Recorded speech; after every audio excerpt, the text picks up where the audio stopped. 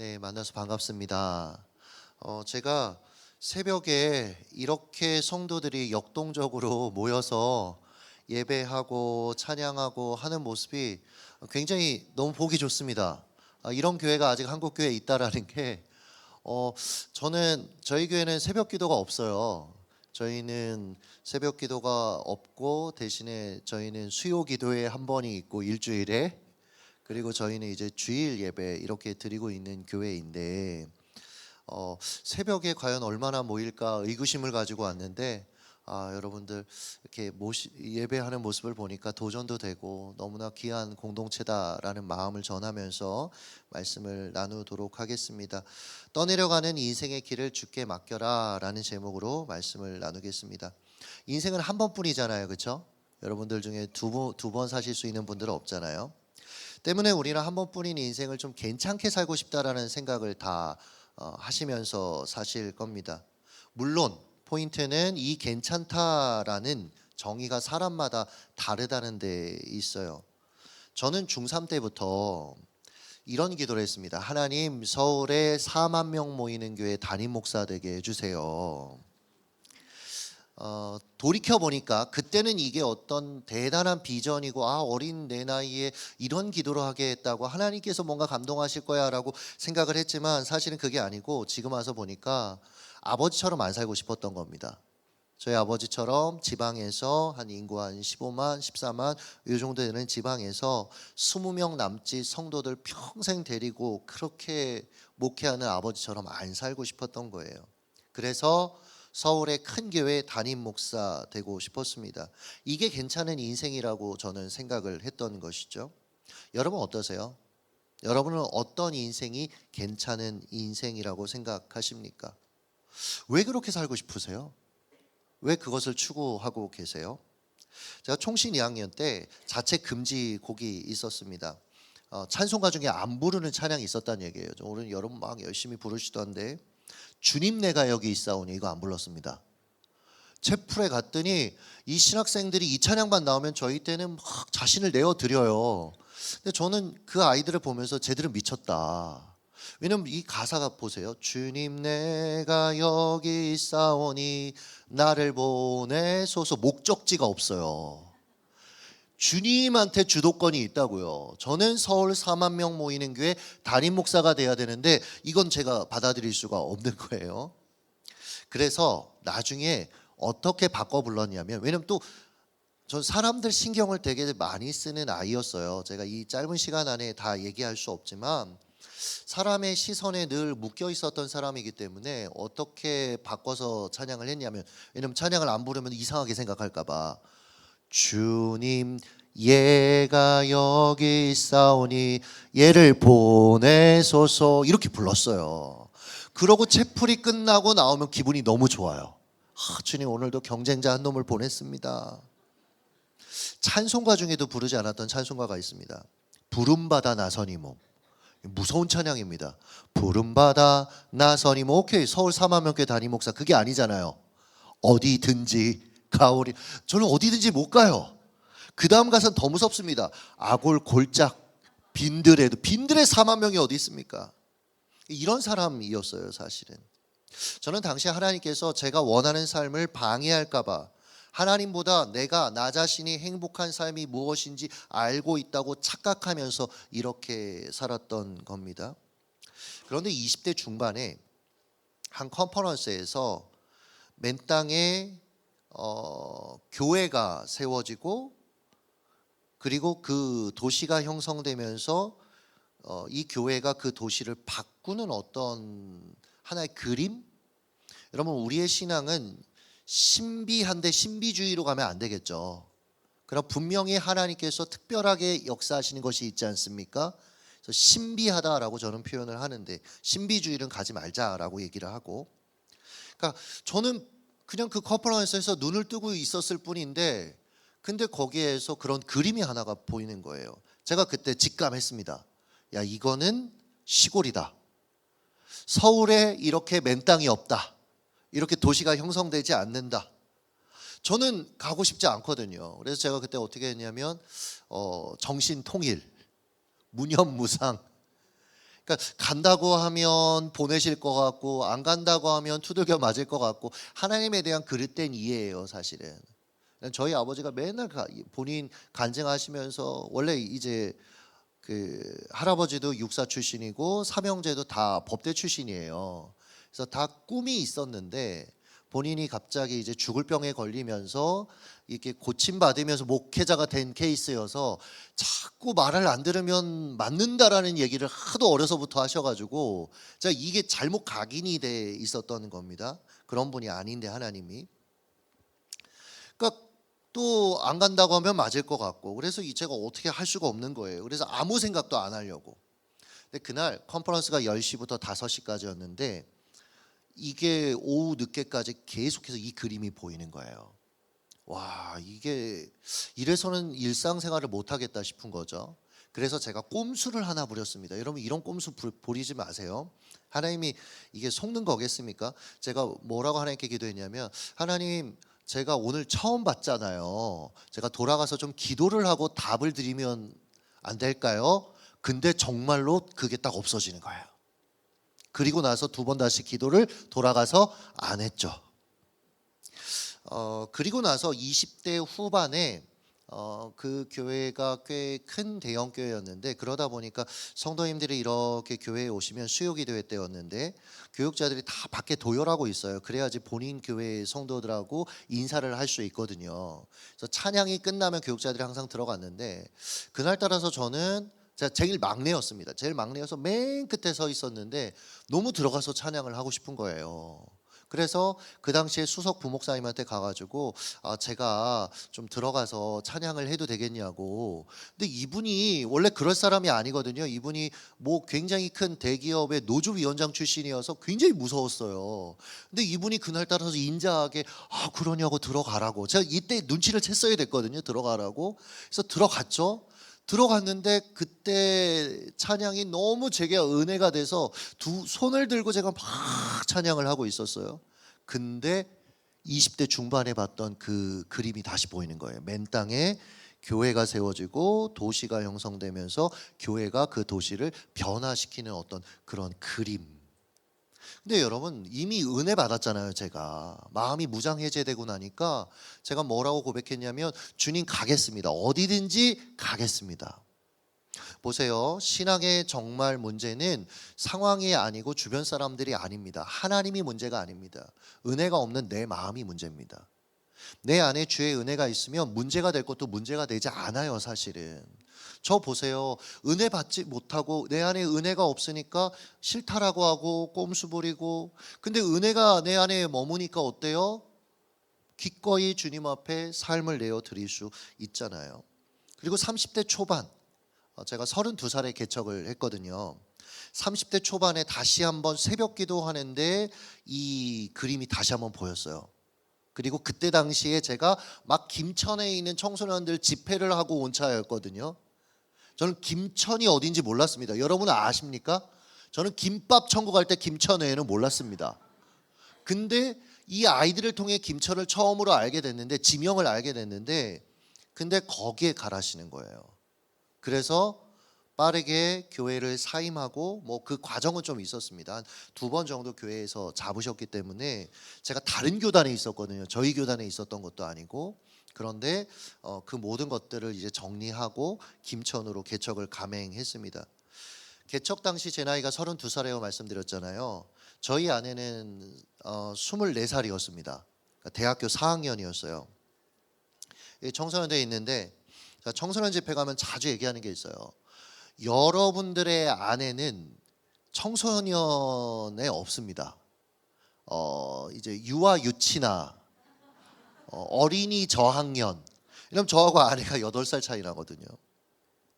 이거는 여담이지만 제가 한창 이제 결혼하고 싶을 때 결혼이 이게 잘 안 돼서 어떤 때는 일주일에 2번씩 소개팅을 나간 적도 있습니다. 한창 그렇게 열심을 낼 때 어느 날 너무 속상한 거예요. 이게 자꾸 이게 맺어지지 않으니까 저를 위해서 열심히 기도하시는 여자 집사님이 있었어요. 저 결혼을 위해서 만남을 위해서. 그래서 제가 어느 날 그 집사님한테 좀 뭐라고 했어요. 아니 기도하는 거 맞냐? 기도한대요. 근데 왜 이렇게 안 되냐? 그랬더니 이분이 저한테 이런 얘기를 했어요. 그때 제가 전사였는데, 전사님, 제가 전사님에 계속 기도하고 있는데 하나님이 잘하고 있으니까 기다리래요. 근데 저는 이게 무슨 쓸데없는 얘기냐, 기도 안 하면서 지금 핑계 댄다 이랬는데, 저희 아내랑 딱 결혼할 때 그 생각이 나는 거예요. 잘하고 있는 거죠. 왜냐면 제가 대학교 1학년 때 아내가 초등학교 6학년이었거든요. 그러니까 잘하고 있는 거예요. 여러분, 하나님께서 여러분을 향한 계획과 뜻들을 이루시기 위해서 잘하게 하시고 있거든요. 근데 나는 너무 지금 조급한 거죠. 나는 지금 당장 무언가 결과물이 있었으면 좋겠는 거죠. 아니요, 여러분, 잘할 시간들이 필요한 거예요. 여러분, 그래서 신앙생활을 잘한다는 건 뭐냐면 잘 기다리는 겁니다.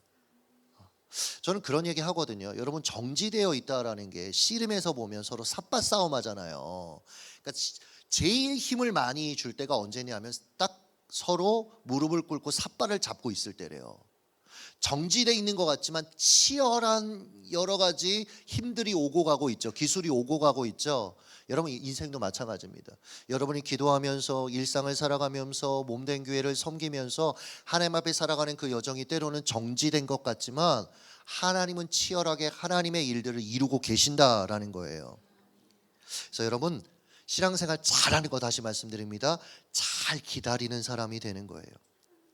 여하튼 너무도 감사하게도 그 당시에 제가 개척한다고 할 때 하나님의 은혜로 개척 자금이 한 2억 8천만 원 정도 있었습니다. 이거 가지고 김천 가서 신혼집도 구하고 건물도 임대해서 시작을 하면 굉장히 그래도 시작은 괜찮겠다 싶었는데, 막상 내려가서 건물을 구하려고 하니까 구해지지가 않아요. 왜냐하면 알고 보니까 제가 이것도 모르고 개척을 한 거예요. 혁신도시, 김천 혁신도시가 막 이제 삽을 뜬 거예요.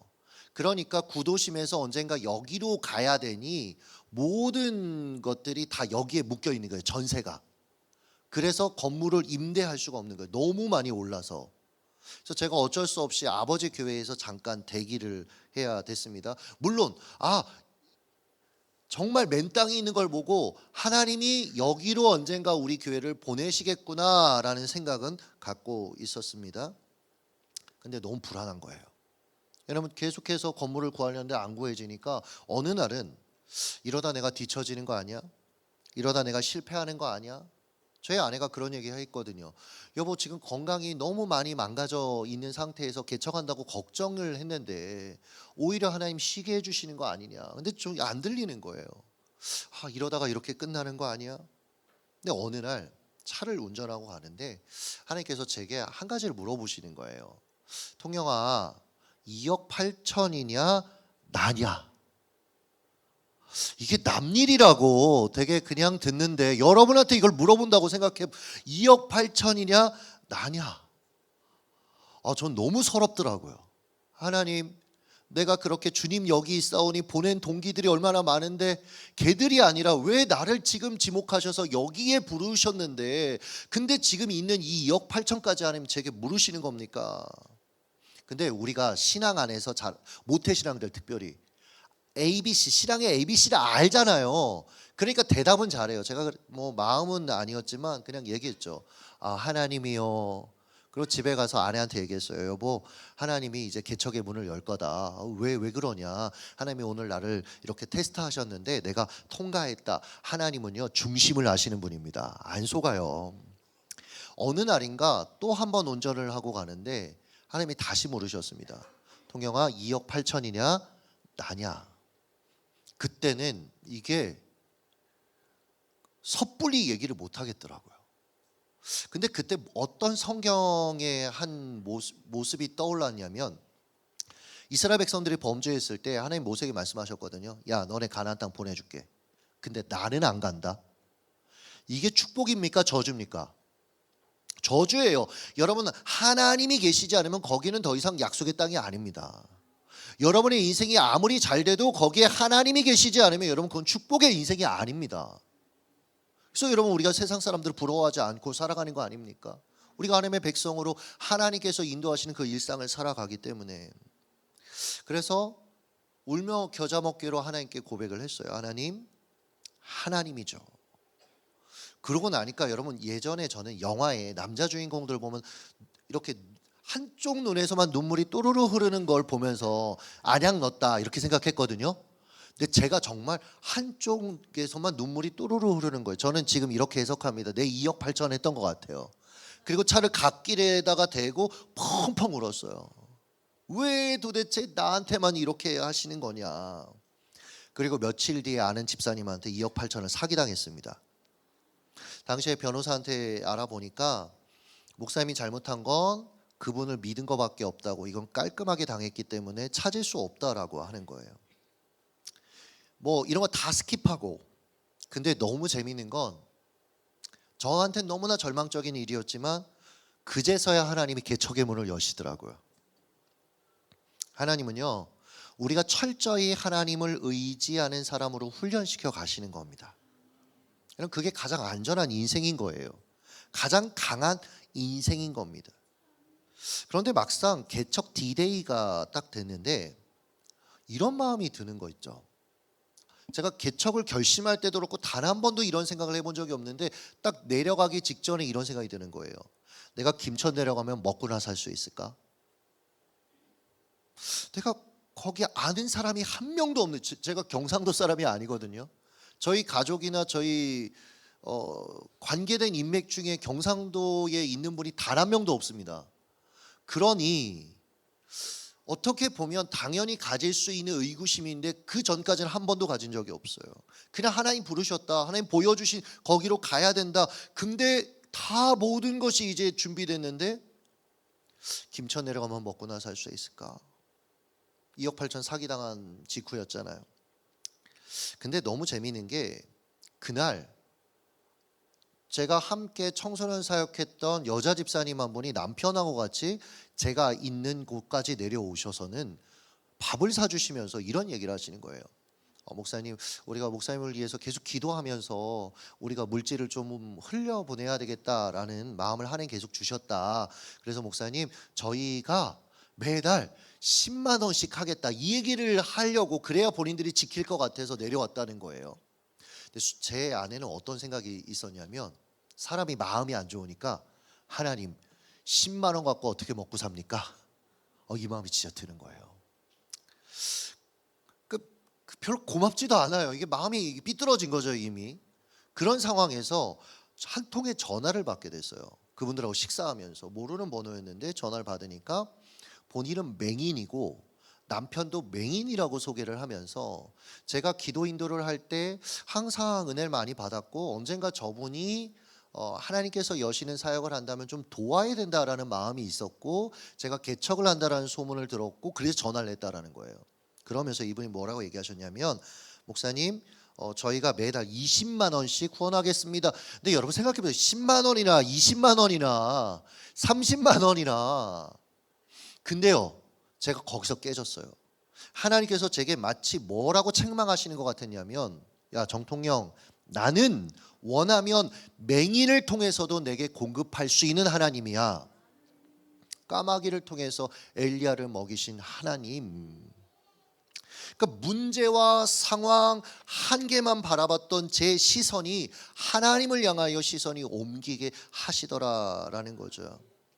물론 이 맹인 집사님은 저를 후원하신 게 한 3번 정도밖에 없어요.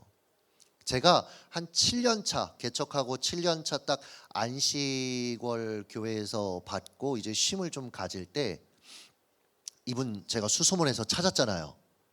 잠깐 나오시라고 일산에 올라가 가지고, 그랬더니 이분이 이제 어떤 한 분의 가이드를 받아서 오셔서 레스토랑에 이렇게 앉으시는데, 앉으시면서 첫 마디가 뭐였냐면, 아이고 목사님, 사실은 그게 아니고요, 그때 남편 사업이 갑자기 어려워져서 제가 못 보낸 거예요. 아니요 집사님, 저는 뭐라고 하려고 만나자고 한 게 아니라 집사님 너무 감사해요. 그때 집사님이 하나님 주셨던 감동에 순종하셨기 때문에, 제게 연락 주셨기 때문에 제가 개척할 수 있었어요. 그래서 맛있는 밥을 사드렸습니다. 하나님이 여러분에게 감동하실 때 저는 저희 성도들에게 항상 얘기하거든요. 하나님 쓰시기에 편한 자가 되라. 하나님 감동하시면 하나님 쓰시기에 편하도록 여러분을 내어드려 보십시오. 복의 통로의 삶을 살게 되실 것입니다. 하나님의 역사의 통로가 되실 것입니다.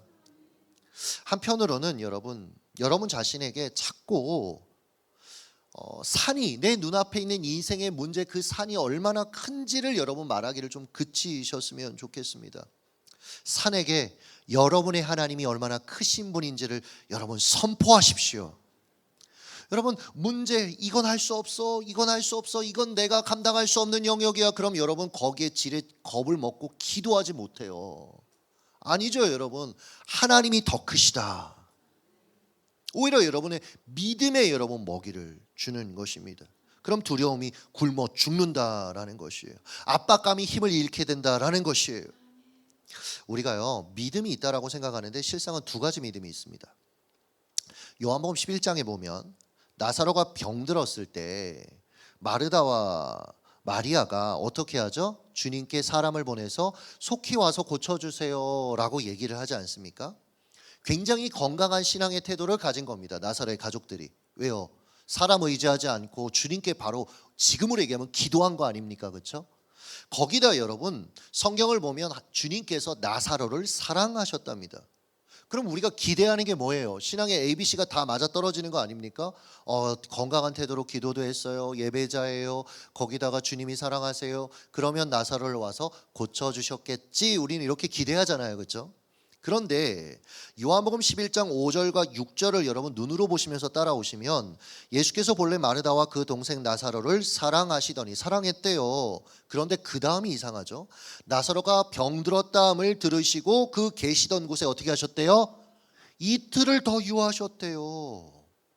아니 사랑하면 즉시 와서 고쳐주는 것이 우리가 생각하는 상식인데 주님은 사랑하셔서 너무나 건강한 신앙의 태도를 보인 이 가족을 어떻게 하셨냐면 일부러 이틀 동안 더 머물다가 고의로 늦게 출발하셨답니다. 여러분 예수님의 이 행동이 이해가 가세요? 그 표면적인 결과가 무엇입니까? 나사로가 죽었습니다. 죽은 지 나흘이나 지났다라고 성경이 얘기를 해요. 슬퍼하고 있는 나사로의 가족을 예수님이 방문하시네요. 여러분이 나사로 가족이라면 예수님이 고의로 늦게 출발하신 거 알았고 지금 내 가족은 죽었고 여러분 딱 대면했을 때 뭐라고 얘기하실래요? 대답은 하지 마시고 속으로, 왜냐면 우리 인격이 보이니까 저에게서 물어보니까 머리채를 쥐뜯겠다라는 자매도 있었어요. 뭐 어떤 분은 침묵하겠다, 어떤 분은 얼굴도 안 보겠다, 어떤 분은 따지겠다. 왜 이제 오셨어요? 왜 그렇게 행동하셨어요? 아마 다양한 생각들이 드실 겁니다. 근데요 여러분, 그게 우리가 주님께 기대하고 구한 것에 대해서 하나님이 응답하지 않으셨다라고 느낄 때 우리가 취하는 신앙의 태도일 가능성이 굉장히 커요. 마르다는 뭐라고 이야기했나 보겠습니다. 21절 같이 한번 읽어주시죠. 시작. 마르다가 예수께 여짜오되 주께서 여기 계셨더라면 내 오라버니가 죽지 아니하였겠나이다. 마르다에게는 두 가지 믿음이 있습니다. 첫 번째, 예수님은 병든 자를 고치실 수 있다. 그런데 또 다른 믿음이 있습니다. 예수님은 죽은 자는 살리실 수 없다. 주께서 여기 계셨더라면 죽지 않았을 건데. 여러분 예수님이 이 일을 통해 나사로 가족의 믿음을 드러내신 겁니다. 우리도 마찬가지예요. 어떤 영역은 주님께서 역사하실 수 있다라고 믿지만 어떤 영역은 안 된다라고 생각을 하는 겁니다. 그래서 그 영역에 있어서는 내 생각, 내 방법, 내 뜻대로 살아가는 것입니다. 그래서 믿음의 도전이 그 영역에 없는 것입니다. 그냥 그래서 그 인생은 뻔한 거예요. 그 영역에 있어서는. 왜요? 내가 살아가는 삶이 맨 뻔하죠. 스스로 한계 짓습니다. 여러분 우리의 진짜 문제는 문제가 큰 게 아니더라고요. 하나님을 너무 작게 보는 것입니다. 살아계신 하나님, 지금도 온 우주를 운행하시는 하나님, 통치자 하나님을 향하여 여러분 그분이 내 문제보다도 작게 여기며 살아간다는 게 얼마나 안타까운 인생이냐라는 것이에요. 제가 그랬던 겁니다. 주님이 사기당함, 그 결과 마주한 재정적인 문제를 해결해 주실 수 없을 것이다 이렇게 생각했던 것이에요. 시간 관계상 스킵하고 제가 이 모든 일들을 겪으면서 과거의 믿음이라는 게 제가 주님을 믿어드리는 거라고 생각했거든요. 제가 기도한 거 의심하지 않고 믿습니다 하면서 살아가면 그게 무언가를 이룬다라고 생각했는데 그게 아니더라고요, 여러분. 계속 흔들리고 계속 힘들어하고 저 같으면 갖다 내버릴 텐데 그런 나를 하나님이 끝까지 믿어주신 겁니다. 그래서 우리가 지금도 살아가고 있는 것이고 지금도 하나님의 믿어주심 안에서 때로는 우리의 믿음이라는 것들이 발휘되고 있다라는 거예요. 하나님의 은혜로 김천에 내려갔습니다. 근데 당시에 제가 할 수 있는 게 아무것도 없었어요. 저는 제가 개척을 하면 성도들이 몰려올 거라고 생각을 했습니다. 근데 실상은 아내하고 저밖에 없는 거예요. 거기다 제가 지역 연고가 없으니까 모두가 저를 경계하는 거예요. 이해가 안 되는 거죠. 도대체 왜 저 젊은 아이가 왜 여기까지 내려와서 연고도 없는데 여기서 이러냐. 한동안 제가 지역에서 2단의 2단이었습니다. 너무 억울하고 너무 뭐 여기에 대해서 할 얘기들이 너무 많지만 하나님의 역사하신 얘기들을 할 얘기가 많지만 그때 너무너무 막막해서 성경을 읽다가 오늘 여러분과 함께 읽었던 출애굽기 1장에서 제 눈이 멈췄어요. 2절 그 여자가 임신하여 아들을 낳으니 그가 잘생긴 것을 보고 석 달 동안 그를 숨겼으나 이 1장 2장 쭉 보면서 여기서 제 눈이 탁 멈췄어요. 여러분 모세가 당시 태어날 때만 해도 남자아이들 태어나면 여러분 그 가족 전체가 끝장날 수도 있잖아요. 그래서 아이들을 어떻게 했어요? 나일 강가에 던져서 죽여야 되는 그런 상황이었습니다. 뭐 이 얘기는 잘 아시니까 넘어가고 그런데 어느 날 이제 아이를 하나 가졌는데 이 모세가 태어난 거죠. 근데 남자아이인 거죠. 이 상황에서 이걸 도대체 어떻게 해야 될까? 근데 하나님께서 특별하게 그 엄마의 마음을 감동하셨어요. 이 아이는 하나님 앞에서 뭔가 특별한 어떤 사명이 있구나. 하나님 감동하셔서 이 아이를 살리죠, 그렇죠? 숨겼어요. 그런데 여러분 아시죠? 이 아이가 점점 자라니까 숨길 수가 없는 거예요. 그래서 제가 상상을 해봤습니다. 어느 날 이 모세 엄마가 이웃집 엄마들하고 같이 이제 맛있는 뭔가를 먹고 있었어요. 요즘 보면 저희 교회도 보면 저에게 이제 대부분 3, 40대가 많기는 한데 대부분 아이들의 진로는 엄마들이 같이 커피숍에 모여가지고 얘기하면서 학원도 뭐 엄마들 무섭더라고요. 학원 하나 잘못 찍히면 거의 끝납니다.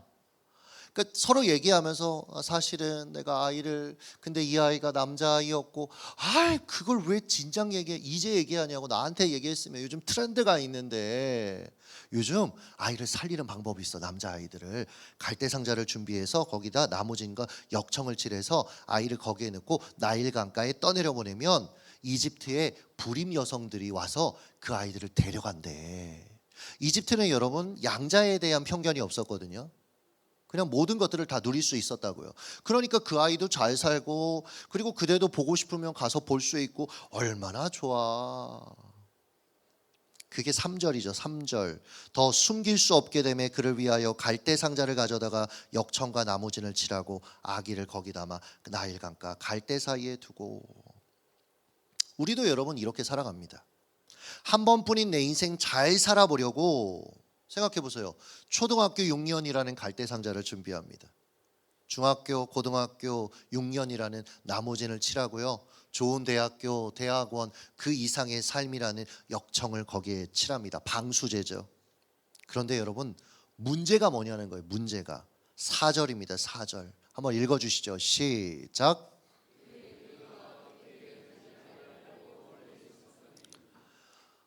그의 누이가 어떻게 되는지를 알려고 멀리 섰더니 제가 이 지점에서 펑펑 울었어요. 여러분 보세요. 갈대 상자도 준비할 수 있었고 거기 나무진도 칠하고 역청도 칠해서 거기에 모세를 넣고 나일강가에 떠내려 보내는 것까지는 우리가 할 수 있는 겁니다. 근데 그 갈대 상자가 어디로 갈지에 대한 통제권은 우리에게 없는 거예요. 여러분도 나름 인생의 갈대 상자를 준비하셨을 거고 나무진과 역청을 칠해서 인생이란 갈대 상자에 여러분의 인생을 떠내려 보내셨을 겁니다. 근데 뜻대로 되던가요? 원하는 대로 되던가요? 그 모습을 바라보는 그 모세의 누이의 심정이 제게 이입이 되면서 저도 잘 준비했거든요. 목회라는 갈대상자 잘 준비했고, 사역의 성공이라는 나무진도 칠하고, 어떤 사역적인 여러 가지 필요한 스킬들 잘 칠해서 개척이라는 이 나일 강가에 탁 떠내려 보냈는데 제가 할 수 있는 게 아무것도 없는 거예요. 반면 여러분, 하나님은 어떻게 하셨습니까? 그 갈대상자가 누구에게 갔죠? 바로의 딸에게 갔습니다. 여러분, 우리는 그때 그냥 즉시 드는 생각이 뭐예요? 끝장났다. 야, 하나님 어떻게 이렇게 하십니까? 그런데 반전이 있죠. 6절, 그가 그를 불쌍히 여겨 이르되. 남자 아이가 태어나면 다 죽여버려 지령을 내린 사람의 딸이 그 딸한테 지금 이 갈대상자가 가고 있는데, 그럼 죽임당하는 게 상식인데 하나님은 어떻게 하시냐면 그가 보고 불쌍히 여겨 그녀의 마음을 감동하시고 아이를 양자 삼게 하셨다라는 거예요. 그리고 우리 알고 있잖아요. 미리암에게 지혜 주셔서 달려가가지고 자기 엄마를 유모로 소개하고, 그리고 일정 기간 데려다가 키우고 그 안에서 신앙과 하나님에 대한, 민족에 대한 준비하게 하시고. 여러분 보세요. 바로의 공주에게 걸리면 죽는다, 이게 상식입니다. 그런데 하나님이 모든 상식을 뒤엎어 버리신 거예요. 사랑하는 여러분, 하나님은 한계가 없으신 분이십니다. 우리의 인생을 인도하시는 분이십니다. 그리고 여러분의 삶에 필요한 모든 것들을 이미 예비해 놓으셨습니다. 말씀을 맺도록 하겠습니다. 저는 16년 전에 교회를 개척했고, 김천에서. 그리고 지금은 저희 교회 성도들이 한 550명 정도 이렇게 모이는 교회가 됐습니다. 근데 저희가 처음에 돈이 하나도 없어서 김천역 근처에 있는 사창가, 저희 교회 바로 옆에 성매매업소가 있었어요. 그런 곳에서 목회를 시작을 해야 됐습니다. 쉽지 않았어요. 근데요, 제가 처음 말씀드렸죠. 맨탕에 교회가 세워지고 도시가 형성되면서 저는 항상 혁신도시를 보면서 기도했습니다. 돈은 없어요. 저희가 들어갈 수가 없습니다.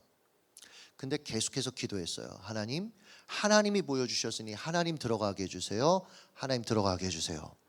근데 개척 3년 차에 한 사업가인 전해교회에서 알던 집사님이 김천 혁신도시에 있는 760평 종교부지를 저희 교회에 헌물하겠다고 하신 거예요. 그때 당시에 장년 21명, 청년 100명밖에 없었습니다. 그때 얼마나 이게 고마웠겠어요, 그렇죠? 가가지고 예배하고 뭐 감사 타임캡슐 먹고 성도들하고 하나님 우리에게 여기 약속하신 것들을 이루셨다, 너무너무 감격했는데 이분이 헌물을 안 하는 거예요. 그래서 제가 어느 날 너무 이상해서 한번 여쭤봤어요. 조심스럽게, 집사님, 저희가 얘기한 것도 아니고 집사님이 얘기하셔서 성도들이 가서 예배까지 드렸는데 언제쯤 헌물하십니까? 그랬더니 이분이 조건이 있다라는 거예요. 이거부터가 뭔가 문제가 있죠, 여러분. 그래서 무슨 조건이냐고 그러니까 장로를 시켜달라는 거예요. 그래서 제가 저희 교회 출석하는 분도 아닌데 어떻게 장로를 시키냐, 말도 안 된다. 이렇게 샥 하면 되지 않냐. 그래서 제가 안 된다. 근데 다음번에 또 만났는데 전 계속 기도하고 있었죠. 이분의 마음을 좀 바꿔주세요. 근데 이분이 저한테 그러시니까 목사님 너무 죄송합니다. 제가 실수했습니다. 그래서 하나님 내 기도를 들어주셨나 보다. 근데 이분이 뭐라고 얘기하셨냐면 목사님 서울에 아파트 한 채 사드리겠습니다. 그러니까 이게 제가 뭔가를 안 받아서라고 생각해보면 그때 받았으면 많이 올랐을 텐. 그러니까 남의 얘기니까 다들 감동 없이 됐죠. 안 된다고 그랬습니다. 더 너무 모욕적으로 느껴졌어요. 어떻게 목회자를 이렇게 생각을 할 수 있지? 안 된다고 그랬습니다. 마지막 만날 때는 그래도 이분이 저한테 되게 고마운 분이에요. 제가 사기당하고 아무것도 없을 때 저 그 상가 보증금 하라고 2천만 원 헌금하신 분이고, 그리고 악기나 이런 음향들 한 1억 정도를 세팅해 주신 분이에요. 근데 이분이 그러시더라고요. 다 내놓으래요. 그래서 제가 이걸 어떻게, 이건 하나님께 드린 건데, 근데 아니래, 내놓으래요. 법적으로 제가 안 알아보는 사람은 아닙니다. 바보 아니에요. 알아보니까 저희가 차용증을 써드린 적도 없고 저희가 이분한테 매달 임대료를 렌탈료를 낸 것도 없기 때문에 줄 필요가 없대요. 근데 제가 그때 성도한테 얘기했습니다. 대부분 교회들이 싸우고 나중에 보면 마지막에 남는 건 재산 싸움이다. 우리도 결국은 이게 억울하고 여러 가지 얘기들을 하겠지만 결국은 물질 때문에 우리가 싸운다면 우리가 좀 이 일을 오히려 이정표로 삼아서 우리 교회가 앞으로 어떻게 하나님 앞에 성도가 성도를 어떻게 대할지 우리가 이정표로 삼자 그래서 다 줘버렸습니다. 다 가져갔습니다. 그리고 쫓겨나듯 갈 데가 없는 상황에서 혁신도시의 한 상가 35평 예배당 35평 그리고 옆에 식당 30평 이렇게 빌려서 저희가 갔어요. 그리고 여러분 이 얘기를 하고 싶었던 건데 재작년에 그 땅이 매물로 나왔습니다. 12년 만에. 그래서 저희가 샀고 여러분 뭐 이것까지 다 얘기할 수는 없는데 이분이 이걸 팔아먹으려고 하는데 안 팔린 거예요. 계속. 그래서 내던졌습니다. 다시 경북토지개발공사로 가고 이거를 저희가 알게 돼서 입찰을 들어갔는데 이게요. 그때 당시에 김천대학이 구원파에 넘어간 시점이거든요. 그래서 여기에 혁신도시에 교회 하나를 세울까 봐 걱정 엄청 많이 했어요. 저희는 많이 쓸 수가 없거든요. 금액을. 근데 입찰 방식이 뺑뺑이였어요. 추천 방식. 그리고 기도 많이 하고 갔는데 저희가 됐습니다. 그래서 저희가 들어갔고 작년 10월에 교회를 건축해서 저희가 입당을 했어요. 여러분 한 사람의 그냥 짧은 인생 속에서도 하나님께서 약속하신 것을 어떻게 이루는지 여러분 보시지 않았습니까? 이 갈대 상자가 히브리어로 테바입니다. 테바. 근데 이 테바라는 단어는 성경에서 딱 한 군데 더 쓰였어요. 노아의 방주 테바. 방향키가 없는 배입니다. 여러분 인생은요 내가 컨트롤하면서 가는 게 아니라는 거예요. 하나님이 인도하십니다. 하나님이 붙드십니다. 여러분 믿음 가운데 승리하시길 예수님의 이름으로 축복합니다.